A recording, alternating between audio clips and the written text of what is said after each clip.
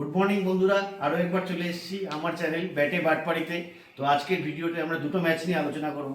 একটা হচ্ছে কালকে যে খেলা হয়েছে ইউপি ভার্সেস আরসিবি, আর আজকে যে খেলাটা হবে মুম্বাই ভার্সেস গুজরাটের, তো সেই ব্যাপারে আজকে আলোচনা করা হবে।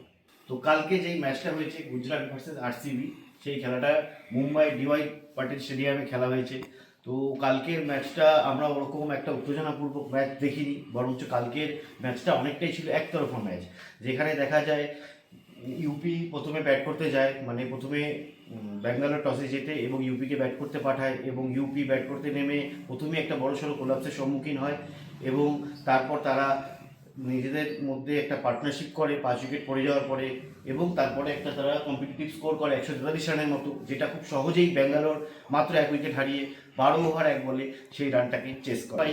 যখন ব্যাঙ্গালোর চেস করতে আসে, তো ব্যাঙ্গালোর চেস করতে আসার পরে গ্রেস হ্যারিস যে ইনিংসটা খেলেছে 40 বলে 85 রানে, সেই ইনিংসটা খেলে গ্রেস হ্যারিস তার পুরনো ফ্র্যাঞ্চাইজি যেটা ছিল ইউপির এগেনস্টে নিজেকে প্রমাণ করে দেয় যে সে একজন দক্ষ ওপেনার হিসাবে নিজেকে, এবং এই সিজনে তার যে পারফরমেন্স, প্রথম ম্যাচেও তাকে একটা ভালো স্টার্ট দিতে আমরা দেখি, এবং কালকের ম্যাচে সে একটা অনবদ্য ইনিংস খেলে এবং টিমকে খুব তাড়াতাড়ি 12 ওভার 1 বলের মধ্যেই জয়ের সীমায় পৌঁছে দেয়, এবং যেই কারণে কালকে ব্যাঙ্গালোর শুধু 2 পয়েন্টই সংগ্রহ করেনি, তার সাথে আরও রান রেটেও নিজেদের শক্ত মজবুত জায়গা বানিয়েছে পয়েন্ট টেবিলে।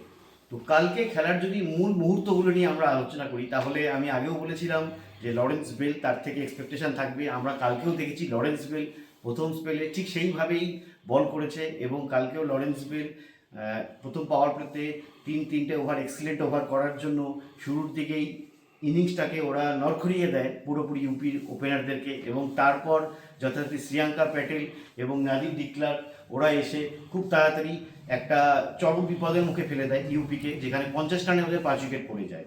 তো সেখান থেকে ইউপি যদিও একটা ভালো রিকভারি করেছিল, সৌজন্যে আমাদের দীপ্তি শর্মা এবং ওয়েস্ট ইন্ডিজের অলরাউন্ডার ডটিং, এরা দুজনে মিলে একটা পার্টনারশিপ করে 93 রানের পার্টনারশিপের সৌজন্যে তারা 143 রানের মতো একটা রেসপেক্টেবল টোটালে পৌঁছায়, কিন্তু তাদের ফিনিশিংটা কালকে ভালো মতো হয়নি, তারা শেষ 2-3 ওভারে ফ্লারিশ করতে পারেনি।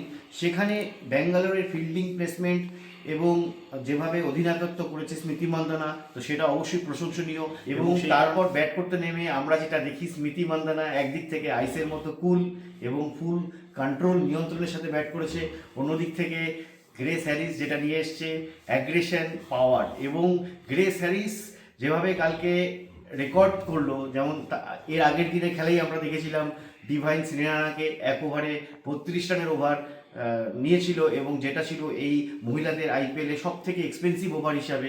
কালকে আমরা ওরকম একটা ঝলক দেখেছি, যেখানে গ্রেস হ্যারিস 1 ওভারে 30 রান নেয়, এবং আবার একটা ডটিনের বলে সেটা নিয়েছে, এবং নিয়ে সেটা আইপিএলের দ্বিতীয় বৃহত্তম ওভার হিসাবে আমরা কালকে একটা ওই ধরনের পারফরমেন্স গ্রেস হ্যারিসের থেকে দেখেছি। স্মৃতি মান্দানা এবং গ্রেস হ্যারিসের কালকের ওপেনিং যে স্ট্যান্ড ছিল, সেখানে আইপিএলে কালকে আরও একটা রেকর্ড করেছে আরসিবি, যেখানে মাত্র 7.5 ওভারে তারা 100 রানের পার্টনারশিপ করেছে। তো ওভারঅল কালকের ম্যাচ থেকে আমরা এটাই দেখতে পাই যে আরসিবি কালকে যে ম্যাচটা জেতে সেটা খুব সহজভাবে জেতে, এবং একটা রান রেটের হিউজ বুস্ট দেয়। শুধু তাই না, গ্রেস হ্যারিসের ওপেনিংয়ে যেই ফর্ম প্লাস স্মৃতি মান্দানারও ব্যাট থেকে কালকে একটা আমরা সক্ষম ইনিংস দেখতে পাই এবং ম্যাচ ফিনিশিং ইনিংস দেখতে পাই, যেটা আগামী ম্যাচগুলোতে আরসিবিকে অনেক মনোবল বাড়ায়। অন্যদিক থেকে যদি আমরা ইউপির ব্যাপারে বলি, তো ইউপির বোলিং ডিপার্টমেন্টে ইউপিকে একটু কাজ করা উচিত, যাতে ইউপি সেখানে আরও বেটার কন্ট্রোল নিয়ন্ত্রণ নিয়ে আসতে পারে, এবং যাতে আর্লি ব্রেক থ্রু পাওয়ার প্লেতে উইকেট, সেই জায়গাগুলোতে তাদেরকে স্ট্র্যাটেজি অনুযায়ী কাজ করতে হবে।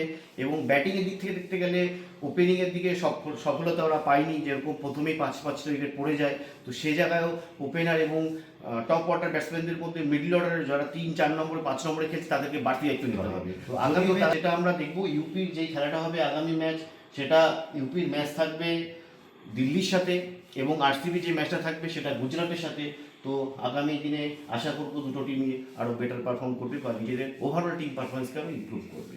তো আজকের যেটা সন্ধ্যায় খেলা হবে সন্ধ্যা 7:30 থেকে, সেটা হচ্ছে মুম্বাই ভার্সেস গুজরাট।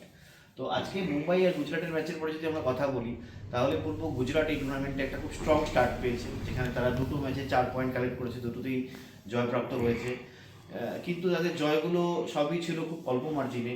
একটাতে ওরা 4-5 রানে যেতে, একটা 10 রানে যেতে।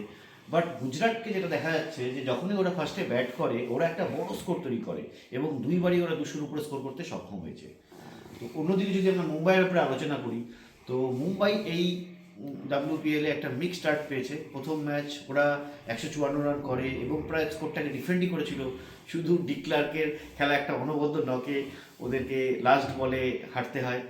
এবং দ্বিতীয় ম্যাচে ওরা কামব্যাক করে এবং একটা বড় স্কোর করে এবং ওরা ম্যাচটা জেতে।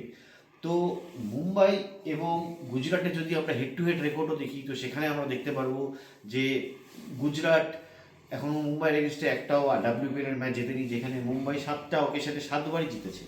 বাট সেই ভেবে বা ওল্ড রেকর্ড দেখে কিন্তু এইবারে এই ম্যাচের ব্যাপারে কিন্তু প্রেডিক্ট করা সম্ভব, কারণ গুজরাট এইবার যেভাবে নিজেদের টিমকে গঠন করেছে, তো টপ অর্ডারে থাকছে ডিভাইন, বেথ মুনি, অ্যাশলে গার্ডনার এবং ওয়ারহাম, যে কিনা অলরাউন্ডার হিসেবে পরিচিত। তাছাড়াও আমরা দেখেছি উঠতি ট্যালেন্ট হিসাবে অনুষ্কা শর্মা প্রথম ম্যাচে যে কিনা দুর্দান্ত পারফরমেন্স করেছে। তো সেই দিক থেকে দেখতে গেলে গুজরাটের টিম যথেষ্ট স্ট্রং। এছাড়াও মুম্বাই সাবনান ইসলামের মতো ফ্রন্ট লাইন বোলার আছে যে কিনা ডেতে এসেও বল করতে পারবে, প্লাস পাওয়ার প্লেতে ইম্প্যাক্ট করতে পারে। শুধু ইম্প্যাক্টই না, উইকেট টেকিং ডেলিভারি প্রডিউস করার ক্ষমতা রাখে।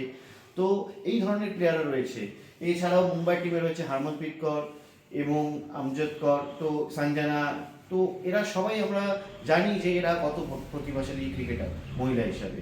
তো সেই জন্যই বলছি আজকে যে ম্যাচ থাকবে, আজকে আমরা অনেক ম্যাচ আপও দেখবো।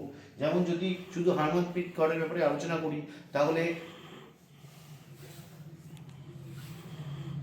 যদি হারমনপ্রীত করের ব্যাপারে শুধু আলোচনা করি তাহলে দেখা যাবে যে হারমনপ্রীত করের একটা 351 রানের রেকর্ড রয়েছে, যেটা গুজরাটের এগেনস্টে সবসময় সে বেটার পারফর্ম করেছে, যেটা আইপিএলে মহিলাদের আইপিএলে বানানো কোনো মহিলা ক্রিকেটার হিসাবে যে কোনো টিমের এগেনস্টে সব থেকে বেশি রান। অন্যদিকে যদি আমরা দেখি যে ন্যাটসিভার ব্রান্ড, তো ন্যাটসিভার ব্রান্ডের জর্জিয়া ওয়ারহ্যামের এগেনস্টে রেকর্ড খুবই খারাপ। বিশ্ব ক্রিকেটে তারা যেখানে যেখানে খেলেছে, বিশেষ করে BBL মিলিয়ে এবং WPL মিলিয়ে, সেখানে আমরা দেখেছি জর্জিয়া ওয়ারহ্যাম 17বার আউট করেছে টোটাল ন্যাটসিভার বার্নকে। মাত্র 84 বলে 84 রানকে 17বার আউট করেছে। তো ন্যাটসিভার বার্ন খুবই দুর্বল যদি হেড টু হেড ক্ল্যাশের হিসাবে দেখা হয় জর্জিয়া হ্যামের সাথে। তো এই ব্যাপারগুলো আমরা এই ম্যাচে উপভোগ। সাবনাইন ইসমাইল ভার্সেস বেথ মুনি, তো সেক্ষেত্রে দেখা যায় বেথ মুনি একটা দুর্বলতা থেকে গেছে সাবনাইন ইসমাইলের এগেনস্টে, কারণ এর আগেও BBL এ অনেকবার এবং WPL এও বেথ মুনি সাবনাইন ইসমাইলের বলে আউট হয়েছে। এবং এই টুর্নামেন্টেও আমরা দেখেছি প্রথম দুটো ম্যাচে প্রত্যাশাজনকভাবে পারফর্ম করতে পারেনি বেথ মুনি। তো আজকের ম্যাচ DY পাটিল স্টেডিয়ামে হবে এবং আজকে হয়তো কোনো দর্শক থাকবে না DY পাটিল স্টেডিয়ামে, যেহেতু ওখানে লোকাল ইলেকশন হচ্ছে। আর যেটা গুজরাটের ট্রেন্ড আমরা দেখে এসেছি যে গুজরাট সবসময় প্রথমেই ব্যাটিং যদি পেয়ে যায় তাহলে একটা তারা বড় রান দাঁড় করায়। এবং মুম্বাইও যেহেতু মুম্বাইয়ের প্রায় ওটা ঘরেরই মাঠ, তো এটাও প্রত্যাশিত থাকবে যে মুম্বাই ওখানে ব্যাট ফার্স্টই হোক বা বোলিংই হোক, মুম্বাইও অনেক বেটার পারফরমেন্স করবে। তো আজকের ম্যাচে আপনারা জানান তাহলে আপনাদের কি মতামত আমার চ্যানেলে কমেন্ট করে, যে কে জিতবে। বাট আমার মনে হয় যেই দুজনের মধ্যে আজকে যেই টিমই জিতবে তারাই টেবিলে টপ স্থান হয়তো দখল করবে অথবা RCBর পরে দ্বিতীয় স্থান অধিকার করবে। ঠিক আছে, এই বলে আমি ধন্যবাদ জানাই সমস্ত বন্ধুদেরকে এবং অনুরোধ করব আপনারা যেন আমার চ্যানেলে আসেন, আমার ভিডিওগুলো দেখেন এবং আমাকে কমেন্ট করেন এবং আগামী দিনে আরও যত অনেক সুন্দর এবং ভালোভাবে আপনাদের সঙ্গে ডিসকাস করতে পারি, লাইভ ভিডিও তো আসতে পারি, সেগুলোর জন্য আপনারা আসুন এবং কমেন্ট করুন যাতে আমি ইমপ্রুভ করতে পারি নিজেকে আরও।